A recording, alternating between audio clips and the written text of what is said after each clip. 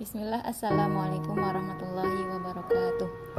Baiklah anak-anak, sekarang kita akan mempelajari pelajaran yang kedua, yaitu judulnya Al-Haflu bi Dzikra Maulidi Rasul Sallallahu Alaihi Wasallam, atau peringatan kelahiran Rasulullah Sallallahu Alaihi Wasallam.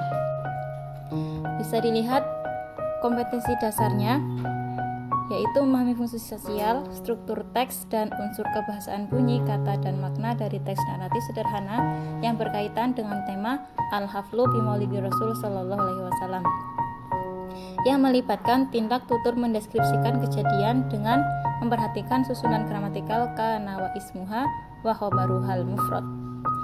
Kita akan pelajari satu hadis saja, karena kalau empat-empatnya kita pelajari, kebanyakan waktunya tidak cukup. Ini ada teks yang menceritakan siratun Nabi Sallallahu Alaihi Wasallam, sejarah perjalanan Nabi Sallallahu Alaihi Wasallam.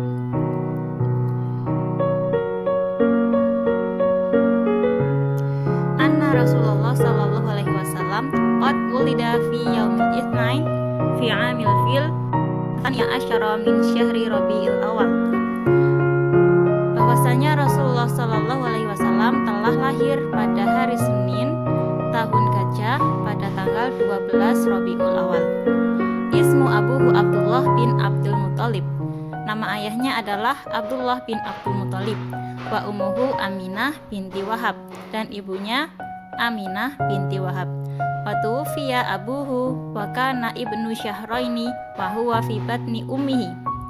Ayahnya meninggal padahal waktu itu dia berusia 2 bulan dalam kandungan ibunya. Tsumma tuwfiyat ummuhu wa kana umruhu sitta sinin.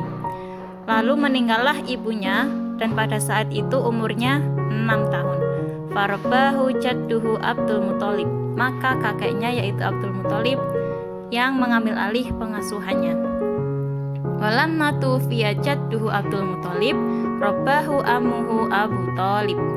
Dan ketika meninggal kakeknya Abdul Muthalib, maka yang mengambil alih pengasuhannya adalah pamannya Abu Thalib.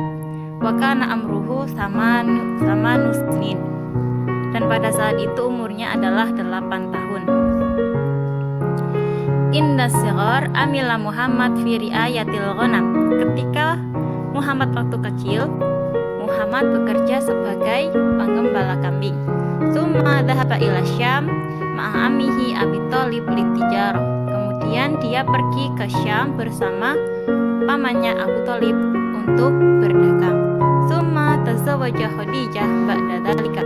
Setelah itu dia menikahi Khadijah wa kana umruhu 25 sanatan. Pada saat itu umurnya Nabi adalah 25 tahun. Wa umruha arba'ina sanatan. Dan umurnya Khadijah adalah 40 tahun. Walamma kana umruhu arba'ina sanatan ba'atsallahu Muhammad nabiyyan wa rasulan. Dan ketika umurnya 40 tahun, Allah mengutus Muhammad sebagai seorang nabi dan juga rasul. Tsumma tuwfiya amuhu Abu Thalib alladzi kana yahmihi min adha Quraisy wa kana umruhu 50 sanatan. Kemudian pamannya Abu Thalib meninggal, dan dia adalah orang yang telah melindunginya dari penyiksaan kaum Quraisy pada saat umurnya Nabi Sallallahu Alaihi Wasallam 50 tahun. Summa tuwfiyat min ba'dihi zaujatuhu Khadijah. Setelah itu meninggal pula istrinya Khadijah. Wahia awwalu man amana billahi wa rasulihi wa awwalu imra'atin sattaqat nubuwatahu. Dan Khadijah itu merupakan orang yang pertama kali beriman kepada Allah dan Rasulnya, dan wanita yang pertama kali mempercayai kenabiannya. Wa ba'da dzalika hajara Rasul ma'a ashabihi ila Taif. Dan setelah itu Rasul berhijrah ke Taif bersama para sahabatnya. Tsumma asrallahu bi rasulihi lailan minal masjidil harami ilal masjidil aqsa. Kemudian Allah memperjalankan dengan kerasulannya pada malam hari dari Masjidil Haram ke Masjidil Aqsa wa ilas samawati fil mi'raj. Kemudian menaikkannya ke langit tertinggi. Summa hajara Rasul wa ashabuhu min Makkah ilal Madinah wa kanat hijratuhu fi thalithi wa khamsina min umrihi. Setelah itu Rasulullah dan para sahabatnya berhijrah dari Makkah ke Madinah pada saat beliau berusia 53 tahun. Wa wafatuhu fi thaniya asyara min syahri Rabi'il Awal minas sanatil hadiyata asyrata lil hijrah wa kana umruhu thalatha wa sittuna sana. Dan beliau wafat pada tanggal 12 Rabiul Awal pada tahun 11 Hijriah pada saat beliau berusia 63 tahun. Nah, selanjutnya kita akan belajar kana wa ismuha wa khobaruha. Perhatikan kalimat yang ada di kolom sebelah kanan. Ini merupakan jumlah ismiyah yang terdiri dari mubtada dan khobar. At-talibu mahirun, murid itu pintar. At-talibani mahironi, dua murid itu pintar. At-tulabu mahiruna, murid-murid itu pintar. Ini untuk yang mudzakkar 3 ini.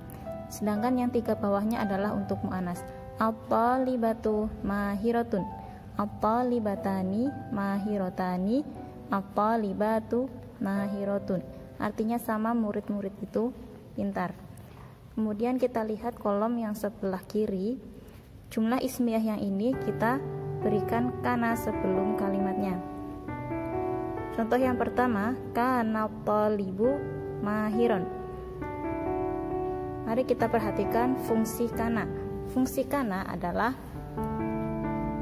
merofakkan isimnya dan menasobkan khobarnya. Isim kana rofa. Tanda rofa adalah domah untuk isim mufrad, jamak taksir, dan jamak muannas salim. Alif dan nun untuk isim musanna untuk 2 orang, wawu dan nun untuk isim jamak mudzakkar salim. Contoh yang pertama adalah untuk yang isim mufrad, kana talibu mahiron. Rofa untuk mufrad adalah dhammah dan nasabnya adalah fathah. Kemudian kana talibani mahiraini, rofa untuk musanna adalah alif dan nun dan nasabnya adalah ya dan nun.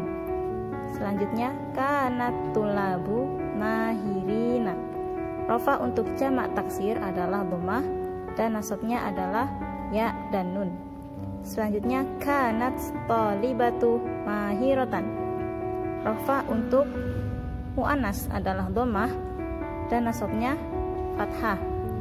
Selanjutnya kanat talibatani mahirataini, sama dengan yang ini, rofanya adalah dengan alif dan nun dan nasabnya dengan ya dan nun. Yang terakhir kanat talibatu mahiratin, yang ini rofanya dengan dhammah sedangkan nasabnya dengan kasroh.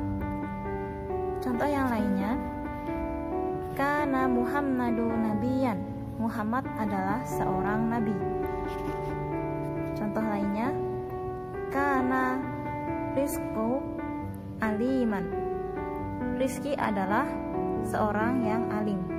Nah, kalau ingin membuat contoh yang paling mudah untuk yang mufrad adalah setelah kana, isim setelahnya mesti berharokat dhammah dan setelahnya berharokat fathah. Contoh yang lainnya, kana madrasatu kabiron, madrasatu dhammah dan kabiron fathah. Demikian yang bisa Ustadzah sampaikan. Untuk tugasnya nanti Ustadzah share link yang terpisah. Jazakumullah khairan katsiran. Allah husni intibahikum. Ila liqa. Wassalamualaikum warahmatullahi wabarakatuh.